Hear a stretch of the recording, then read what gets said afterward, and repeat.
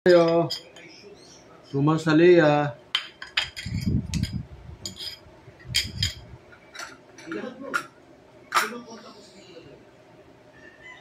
Nilagang saging. Ano ba ito tawag? Pichi-pichi. Pichi-pichi ito dahil, no? No. Malagkit din. Di ba ano meron din ano nito kamuting ka? Wala.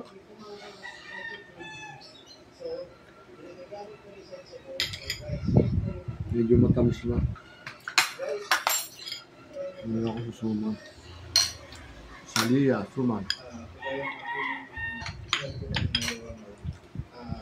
Sabi ko, dinadala ko sa office ko, yung mga pera na nakabox ko, naka-assist ko. Yan. Hindi ko ginagalaw. Nakabak daw. At pinakukuha ko yung boss sa office nila ko. Sige, boss ko yung Alcantara ko. Yun, si Alcantara, yung mataba, yung katapat niya. Ito yung sabi. In cash, Yes, dinadala mo 245 million sa DPWH, sa opisina sa DPWH. Actually, Your Honor, putol-putol po yun. Gusto ko 100.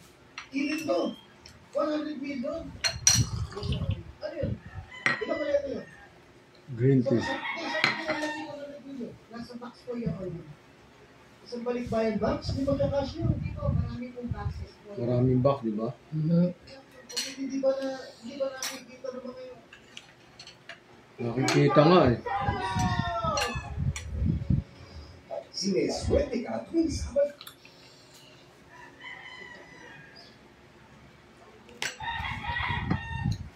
$245 million.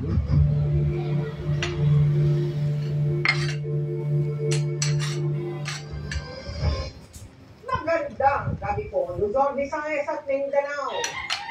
Pinangalanan ang mag-asawang Vizcaya, ang mga mambabatas, mga taga-DPWH at iba pang opisya na humingi umano ng kickback sa mga hinawakan nilang proyekto. Kabilang sa kanila ang 17 kasalukuyan at dating kongresista.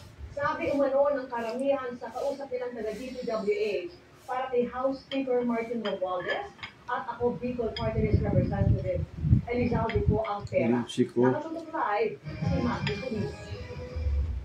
Matthew. Pinangalanan na nila ang Vizcaya. Yung si Romualdez talaga ano dyan. Ang mga questionable flood control projects ay nagtuloy na ang mag-asawang Pacifico at Cesara Vizcaya sa ikatlong pagdinig ng Senate Blue Ribbon Committee. Ayan o, Romulo. Sa sinumpang salaysay na isinumite nila sa Senate Blue Ribbon Committee, Uy, si pinangalanan ng Teodoro. mag-asawang Pacifico at Cesara Vizcaya. Pati Asisto, meron pa. Caloocan. Isang congressman, isang regional director ng DPWH, 5 district engineer ng DPWH, isang undersecretary ng DPWH, dating undersecretary sa ilalim ng Office of the President, at isang Forward. direktor ng Unified